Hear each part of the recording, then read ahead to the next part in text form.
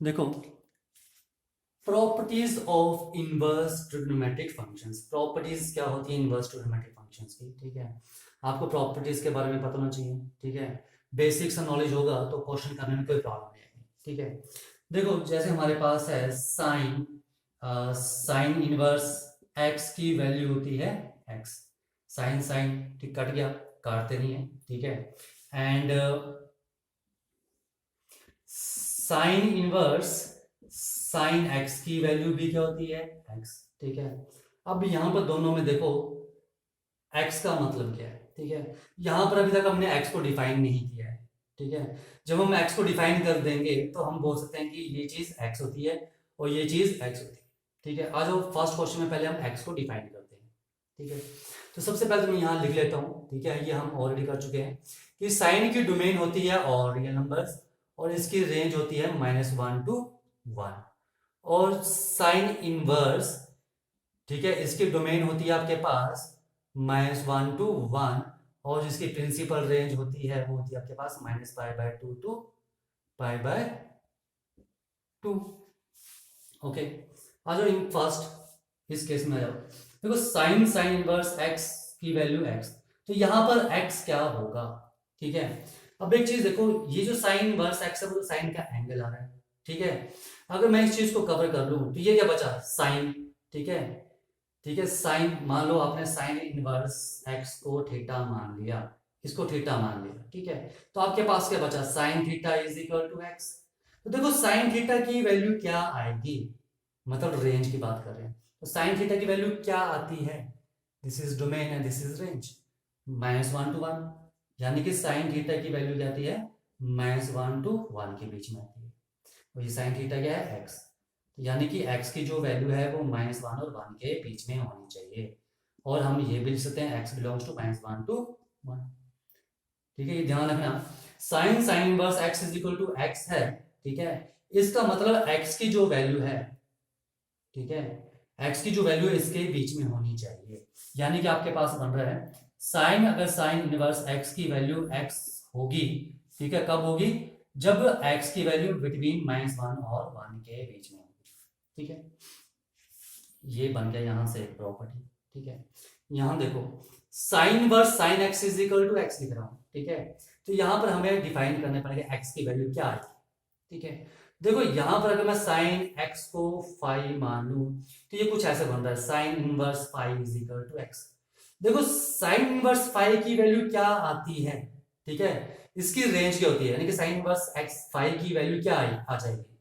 तो sine inverse की value आती है -π/2, -π/2 और π/2 के बीच में आती है।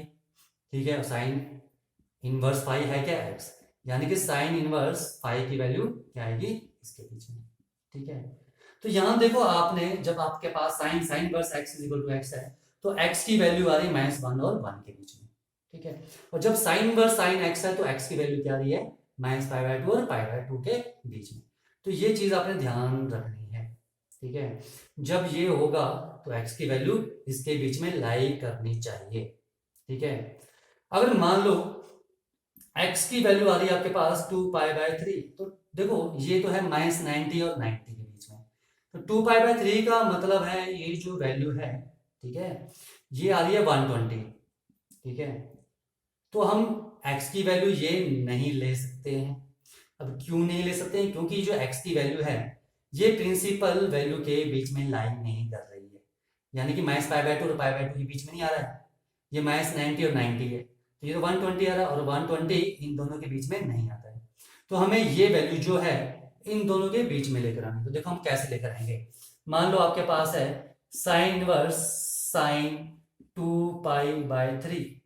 ठीक है, तो देखो इसको मैं लिख सकता हूं साइन इनवर्स साइन, देखो ये आपके पास 2π/3 इन सेकंड क्वाड्रेंट में आ रहा है, और सेकंड क्वाड्रेंट में होता है आपके पास साइन पॉजिटिव। ठीक है, तो इसे मैं ब्रेक कर सकता हूं 2π/3 को, पाई -π/3 लिख सकता हूं। ठीक है, पाई, देखो साइन साइन इन दोनों को सॉल्व करो तो 3π - π 2π/3 यही आ रहा है, लिख सकते हैं ब्रेक करके।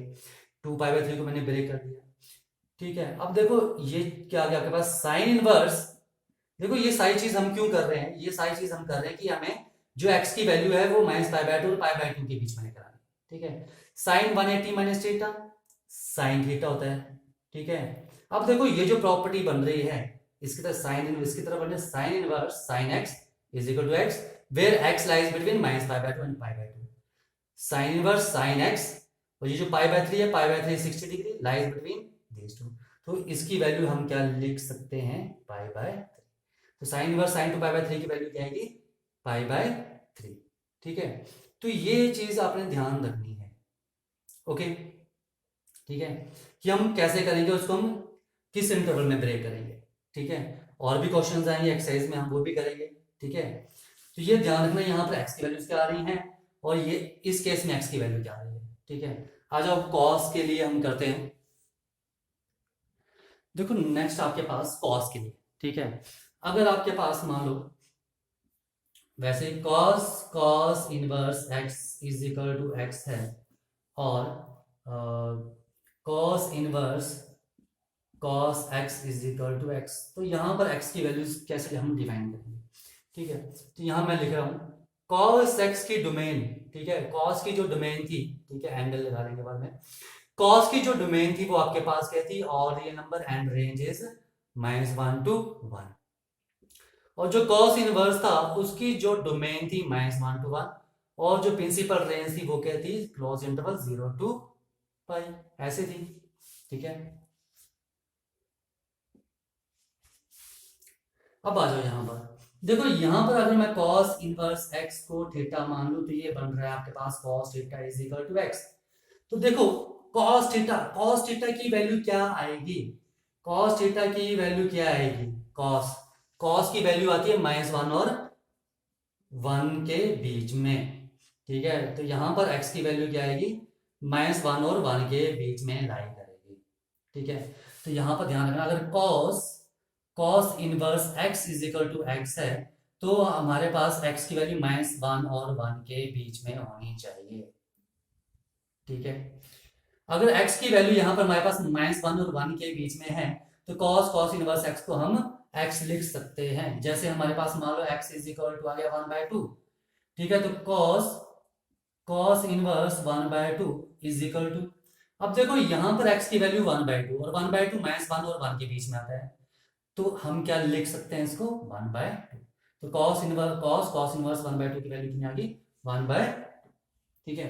अब देखो अगर हमारे पास यहां होता x की वैल्यू मान लो मेरे पास है 5, तो cos inverse 5 is equal to, देखो मैं यहां इसकी बात कर रहा हूं। ठीक है। तो देखो यहां पर x की वैल्यू 5 है पर x की वैल्यू तो इसके बीच में लाई करनी चाहिए। ठीक है। -1 और 1 के बीच में, लेकिन x की वैल्यू तो 5 आ गई जो इससे बाहर है। ठीक है। इसका मतलब ये वैल्यू हम डिटरमाइन नहीं कर सकते हैं। ठीक है। Can not be determined. ठीक है। इन बात का ध्यान रखना। ओके। आ जाओ नेक्स्ट। अगर आपके पास है cos इनवर्स cos x, इसकी वैल्यू करो। मैंने मान लिया कि लेट जो cos x है वो 5, तो ये आपके पास कुछ ऐसा बनेगा। ठीक है। ये आपको बताने के लिए मान लो, अपने मानने की जरूरत नहीं है। ठीक है। This is cos inverse. तो cos इनवर्स की वैल्यू क्या आती है, cos इनवर्स की वैल्यू क्या आती है आपके पास, 0 to π। ये तो डोमेन है। ठीक है। ये रेंज है, यानी कि क्या वैल्यू आती है। तो cos इनवर्स की जो वैल्यू है आपके पास वो 0 to π आती है। ठीक है। यानी कि यहां पर जो x है वो 0 और π के बीच में होगा और 0 π भी हो सकता है। ठीक है। तो ध्यान रखना आप cos inverse cos x is equal to हम x लिख सकते हैं अगर x की वैल्यू 0 और π के बीच में है और 0 और π है, अदरवाइज हम नहीं लिख सकते हैं। ठीक है। जैसे मान लो कि हमारे पास आ गया π/3। ठीक है। cos inverse cos π/3। ठीक है। अब देखो ये चीज है। ठीक है। लेफ्ट हैंड साइड देखो, हाँ बिल्कुल ऐसे बन रही है। तो एंगल चेक करो, x की वैल्यू 0 और π के बीच में लाई कर रही है, हाँ कर रही है, तो हम इसको π/3 लिख सकते हैं। ठीक है। ठीक है। ओके। तब तो ठीक है। अगर x is equal to 7 pi upon 6 है, ठीक है, तो हम ये वैल्यूज नहीं ले सकते हैं क्योंकि ये इसकी प्रिंसिपल रेंज को वैल्यू को, ठीक है, इसके बीच में नहीं आ रही है, ठीक है। तो हमें 7 पाई अपॉन 6 को इसके बीच में कैसे लेकर आएंगे, ठीक है, वो देखो हम कैसे लेकर आएंगे, ठीक है। मान लो cos इनवर्स cos 7 पाई/6, ठीक है। 7 पाई/6 कितना होता है आपके पास 140 डिग्री, ठीक है। 7 into 180 degree upon 6 210 degree, not 1, ठीक है, 210 डिग्री। और देखो 210 डिग्री का मतलब है वो थर्ड क्वाड्रेंट में लाई कर रहा है, ठीक है, थर्ड क्वाड्रेंट में लाई कर रहा है। मैं इसको दो तरीकों से करूंगा। तो देखो मैं इसे लिख सकता हूं cos inverse cos pi plus पाई/6 लिख सकता हूं। 7 पाई/6 को मैंने ब्रेक किया है। cos इनवर्स cos ऐसा रहा, 7 पाई/6 को लिख सकते हैं, एलसीएम लो, 6 + 1 7 पाई/6 ही आ रहा है, तो ठीक है, ठीक है। तो देखो cos inverse cos pi plus theta, cos pi plus theta in third quadrant, तो क्या वैल्यू होती है हमारे पास cos माइनस cos पाई/6, ठीक है। अब देखो एंगल तो आ चुका छोटा, लेकिन ये बीच में माइनस आ रहा है, तो ये माइनस को हमें गायब करना है। तो देखो cos इनवर्स cos कौन से पॉइंट में नेगेटिव होता है, सेकंड क्वाड्रेंट में, तो इसे मैं cos पाई माइनस पाई/6 लिख सकता हूँ। देखो ये ट्रांसफॉर्मेशन हमने +1 में किया और काफी डिटेल में मैंने बनाया हुआ था, ठीक है, आप +1 के वीडियोज में देख सकते हो। देखो cos इनवर्स cos लिख सकते हैं, माइनस कहाँ गया, cos 180 minus theta minus cos theta, तो इसको हम ये लिख सकते हैं। तो देखो which is equal to cos inverse cos, solve किया कितना गया 5 पाई/6। अब देखो ये और ये मेरे पास सेम बन रहा है, ठीक है, बन रही लेफ्ट हैंड साइड सेम, हाँ सेम बन रही है। तो क्या 5 पाई/6 0 और पाई के बीच में आ रहा है, हाँ आ रहा है। 150 डिग्री और 150 डिग्री 0 और 180 के बीच में आती है वैल्यू, तो हम इसे लिख सकते हैं 5 पाई/6, ओके, ठीक है। अब देखो दूसरा मेथड एक और, हम इसे क्या करेंगे, देखो cos इनवर्स cos 7 पाई/6, ठीक है, is equal to cos inverse cos, ठीक है। देखो ये एंगल पॉजिटिव है, मुझे पॉजिटिव रखना है, यहां तो मेरे पास नेगेटिव आ गया, ठीक है, पॉजिटिव ही रखना है। तो cos कौन से क्वाड्रेंट में पॉजिटिव होता है, फोर्थ क्वाड्रेंट में, तो फोर्थ क्वाड्रेंट में हमारे पास क्या था 2 पाई माइनस थीटा, तो इसे मैं लिख सकता हूं 2 पाई माइनस 7 पाई/6 लिख सकता हूं। अब देखो cos 360 minus theta plus cos theta, तो यही आ रहा है, ठीक है, ट्रांसफॉर्मेशन हमने की है +1 में, तो ये क्या क्या cos इनवर्स cos, यहां मैं एलसीएम ले रहा हूं, 6 to the 12 माइनस 7 इज 5 पाई/6 लिख सकते हैं। अब देखो ये फिर से इस कंडीशन सेटिस्फाई कर रहा है, तो मेरे पास यहाँ पर क्या वैल्यू आ जाएगी 5 पाई/6। देखो दोनों तरीकों से 5 पाई/6 है, यहाँ तो नेगेटिव आ गया था मेरे पास, लेकिन यहाँ मैंने पॉजिटिव ही रखा एंगल, तो मुझे यहाँ पर फोर्थ क्वाड्रेंट में लेना पड़ा, ठीक है, उस एंगल में फोर्थ क्वाड्रेंट में लेकर आ गया, यहाँ मैं थर्ड क्वाड्रेंट में लेकर चला था, क्योंकि मेरे पास 7 पाई/6 आता है थर्ड क्वाड्रेंट में 210 डिग्री, ओके। तो ये दो मेथड से हमें इसे कर लिया, ठीक है। आ जाओ नेक्स्ट करते हैं tan के लिए। देखो नेक्स्ट है आपके पास tan के लिए, tan inverse x is equal to x होता है, ठीक है, तो x की वैल्यू क्या होती है यहाँ पर, एंड अगर tan इनवर्स tan x है इज इक्वल टू x, तो ये कब होगा, x की वैल्यू क्या होगी जब ये, ठीक है, आ जाए, तो हमें यहाँ पर x की वैल्यूज को डिफाइन करना है। तो यहाँ मैं सबसे पहले लिख दूँ, ठीक है, जो tan की डोमेन है, ठीक है, tan की डोमेन क्या होती है आपके पास, tan की डोमेन होती है आपके पास ऑल tan की डोमेन साइन अपॉन कॉस, यानी कि real number minus 2n+1 into पाई/2, ठीक है, और रेंज क्या होती है इसकी माइनस इन्फिनिटी, tan की रेंज ही होती है, ठीक है। और जो tan इनवर्स है, ठीक है, और tan इनवर्स की जो आपके पास डोमेन है, ठीक है, tan इनवर्स की जो डोमेन है वो क्या होती है आपके पास, इसको हम ये भी लिख सकते हैं, चलो यही होती है माइनस इन्फिनिटी टू इन्फिनिटी, ठीक है, और जो tan इनवर्स है, ठीक है, tan इनवर्स में देखो, या इसको ये रियल नंबर लिख लो, माइनस में टू इन्फिनिटी का मतलब क्या है, रियल नंबर, ठीक है।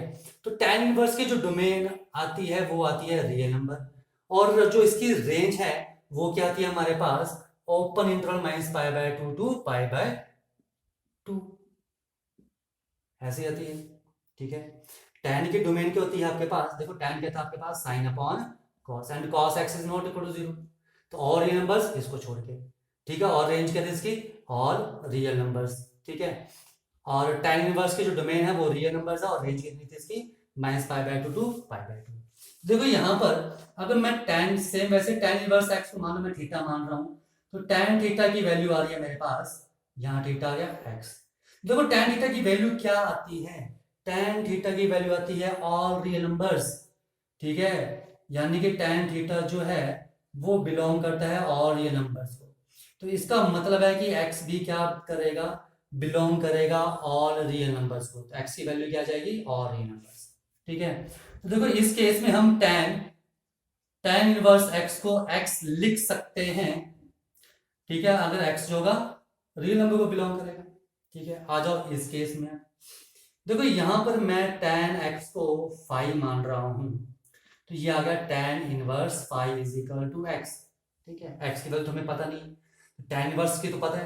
देखो tan इनवर्स की वैल्यू क्या कहाँ लाई करती है, tan इनवर्स की वैल्यू ओपन इंटरवल, ठीक है, यानी कि इसके बीच में लाई करती है आपके पास, ठीक है, ओपन इंटरवल यानी कि नॉट इक्वल टू नहीं लगाएंगे, तो इसके बीच में लाई करेगी, यानी कि माइनस पाई बाय टू और पाई बाय टू में के बीच में लाई करेगी एक्स की वैल्यू, तो tan इनवर्स पाई क्या आपके पास एक्स, ठीक है।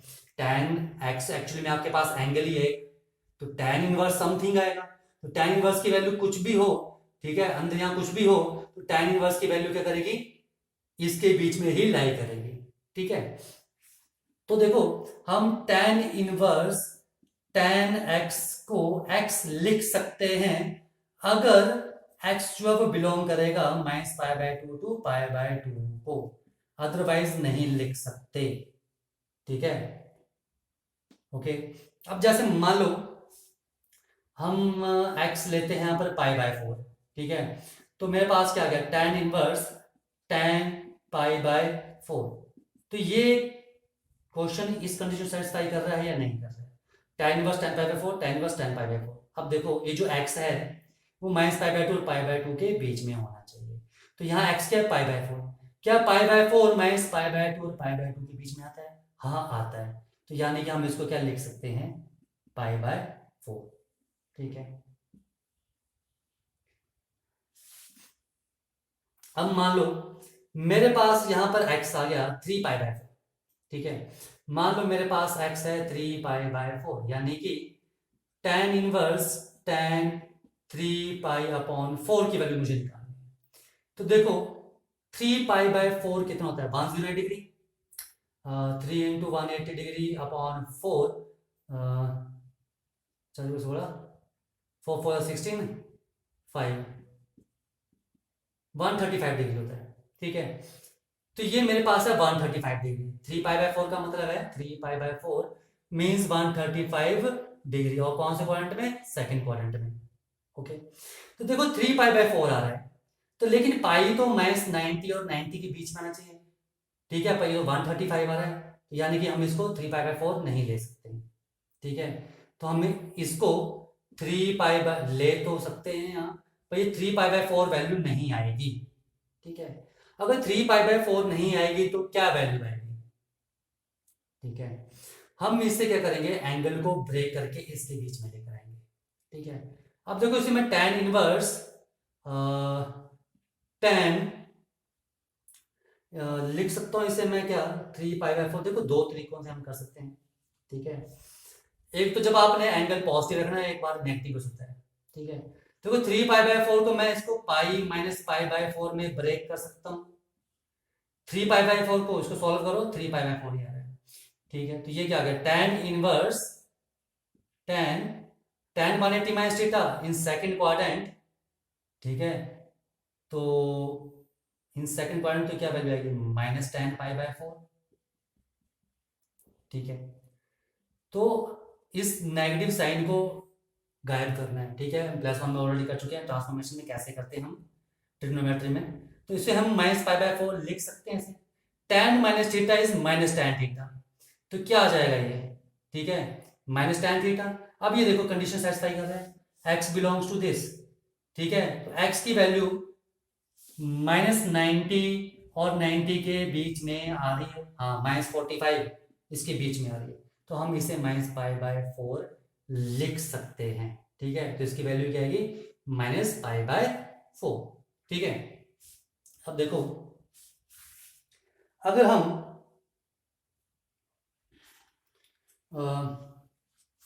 चलो कोई नहीं, ठीक है। देखो नेक्स्ट है हमारे पास कॉट के लिए, ठीक है, इसको मैंने रफ कर दिया। तो देखो कॉट में हमारे पास x की वैल्यू क्या होगी,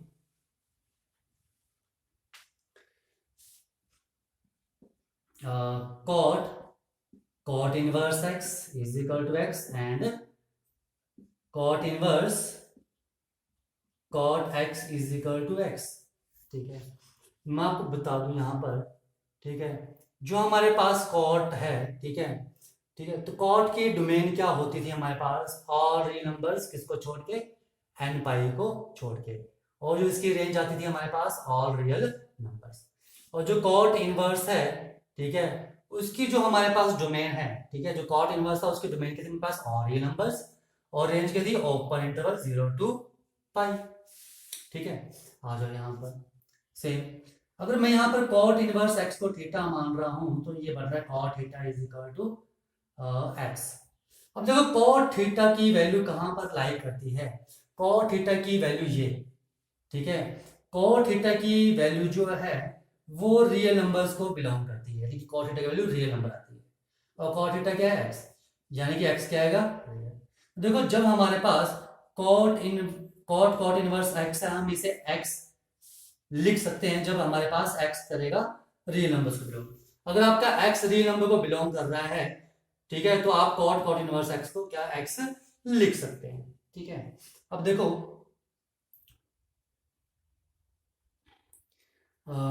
यहां पर मैं कॉट x को मान लो यहाँ 5 मान रहा हूं, तो मेरे पास आ रहा है cot inverse 5 is equal to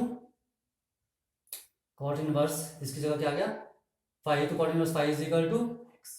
अब जो कॉट इनवर्स 5 की वैल्यू क्या आएगी, x की तो हमें पता नहीं है, लेकिन कॉट इनवर्स की तो पता है, ठीक है, बात तो एक ही है। तो कॉट इनवर्स 5 की वैल्यू, कॉट इनवर्स की वैल्यू क्या आती है, ठीक है, कॉट इनवर्स की जो वैल्यू है वो 0 to पाई के बीच में लाई करती है, यानी कि जो x की वैल्यू है 0 to pi. In case of cot inverse cot x को हम x लिख सकते हैं, पर एक कंडीशन है कि जो x की वैल्यू है वो 0 और पाई के बीच में होनी चाहिए, ठीक है। अगर x की वैल्यू, देखो आगे क्वेश्चन हमें इनकी इस वैल्यू को देख के ही करना है, ठीक है, अदरवाइज क्वेश्चन नहीं होंगे। तो हम कॉट इनवर्स कॉट x को x लिख सकते हैं अगर x की वैल्यू 0 और पाई के बीच में आ रही होगी, अगर नहीं आ रही होगी तो हम नहीं लिख सकते, ठीक है। आ जाओ नेक्स्ट आपके पास वैसे ही कॉसेकेंट एंड सेकेंड के लिए हम कैसे यहां पर उनकी वैल्यूज को डिफाइन करेंगे, ठीक है। देखो सेकेंड के लिए second inverse x is equal to x and second inverse x second x is equal to x, ठीक है। तो जो सेकेंड फंक्शन है, ठीक है, जो सेकेंड फंक्शन है उसकी जो आपके पास डोमेन है, ठीक है, सेकेंड फंक्शन की डोमेन क्या होती है आपके पास 1/cos, यानी कि ऑल रियल नंबर्स किसको छोड़ के 2n+1 इंटू π/2 के मल्टीपल को छोड़ के, ठीक है, यही था, ओके। और जो इसकी रेंज थी वो हमारे पास की रेंज क्या थी ऑल रियल नंबर्स, ठीक है, सारे रियल नंबर्स किसको छोड़ के -1 to 1 को छोड़ के, यही थी।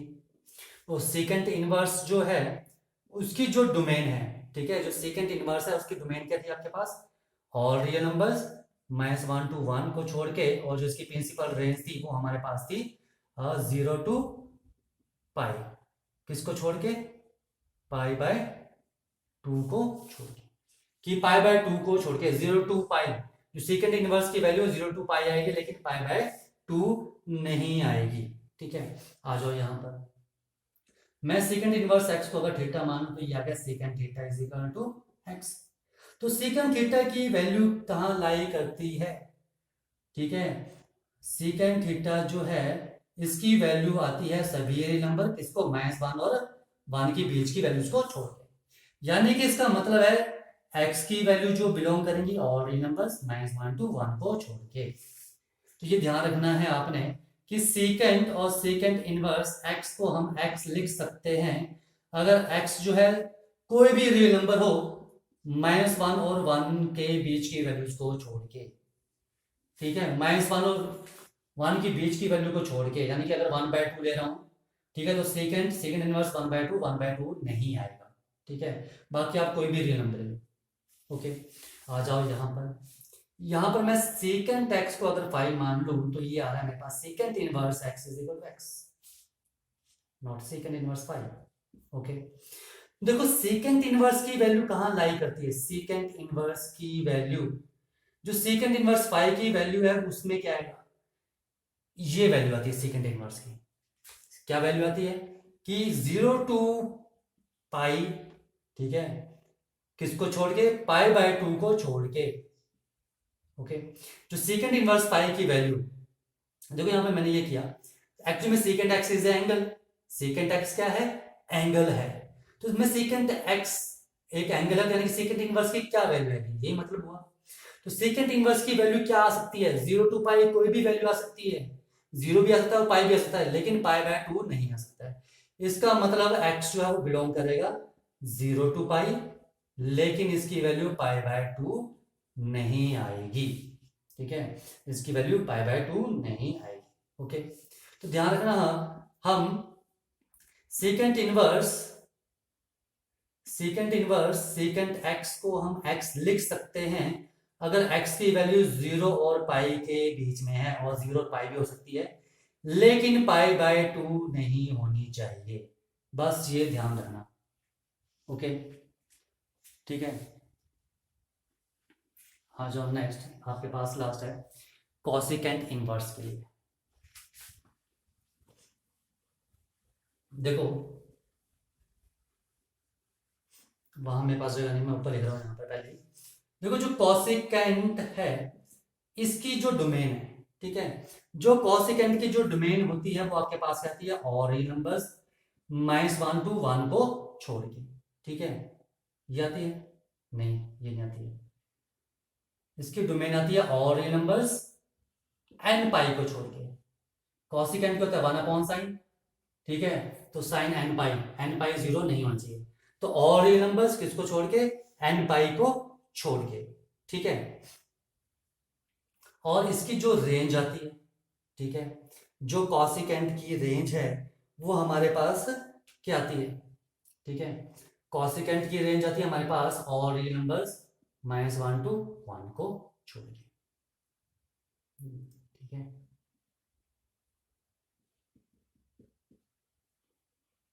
अब देखो, sorry, cosecant and cosecant inverse x is equal to x and cosecant inverse cosecant x is equal to x। तो यहां x की वैल्यूज क्या होंगी, ये मैंने एक एंगल मान लिया। ठीक है, cosecant इनवर्स को मैं अगर थीटा मानूं, एंगल मान रहा हूं, तो cosecant थीटा का मतलब है x। ठीक है, तो देखो x की वैल्यू क्या आएगी, जो cosecant थीटा की होगी। ठीक है, और cosecant थीटा की वैल्यू क्या आती है, कॉसिकेंट थीटा की वैल्यू आती है आपके पास सभी रियल नंबर -1 to 1 को छोड़ के, यही आती है। ठीक है, इसका मतलब कॉसिकेंट थीटा क्या है, x, तो x क्या आएगा मेरे पास सभी रियल नंबर -1 to 1 को छोड़ के। अब देखो समराइज करो इसको, कॉसिकेंट इनवर्स x की वैल्यू x होगी। ठीक है, अगर हमारे पास x कोई भी रियल नंबर हो पर -1 और 1 के बीच में नहीं होना चाहिए। ठीक है, कोई भी रियल नंबर x ले लो लेकिन -1 और 1 के बीच में नहीं होना चाहिए। ठीक है, तब हम इसको x लिख सकते हैं। ओके, आ जाओ यहाँ पर देखो, अगर मैं कॉसेकेंट एक्स को फाइव मान लूं तो ये बनता है कुछ cosecant inverse five is equal to x. Five मतलब आपके पास कॉसेकेंट कोई एंगल ही है, नहीं मानना मत मानो, अज्यूम तो करना पड़ेगा कि कॉसेकेंट इनवर्स समथिंग जो भी है। तो कॉसेकेंट इनवर्स की वैल्यू क्या आएगी? देखो, तो कॉसेकेंट इनवर्स की वैल्यू आपके पास क्या आती है, डिफाइन नहीं किया, यहां लिख देता हूं। देखो, कॉसेकेंट इनवर्स की वैल्यू आती है आपके पास, क्या थी कॉसेकेंट इनवर्स के आपके पास, domain all real number -1 to 1 को छोड़ के, और रेंज आती है इसकी -π/2 टू -π/2 टू π/2, ठीक है, -π/2 टू π/2, लेकिन किसको छोड़ के, जीरो को छोड़ के, ठीक है। कॉसेकेंट इनवर्स की जो डोमेन है आपके पास है और रेंज क्या आती है, ठीक है। तो यहां पर जो कॉसेकेंट इनवर्स है, ये जो कॉसेकेंट इनवर्स फाइव है, इसकी वैल्यू क्या आएगी, इसकी वैल्यू ये आएगी, यानी कि -π/2 और π/2 के बीच में होनी चाहिए, जीरो को छोड़ के, ठीक है।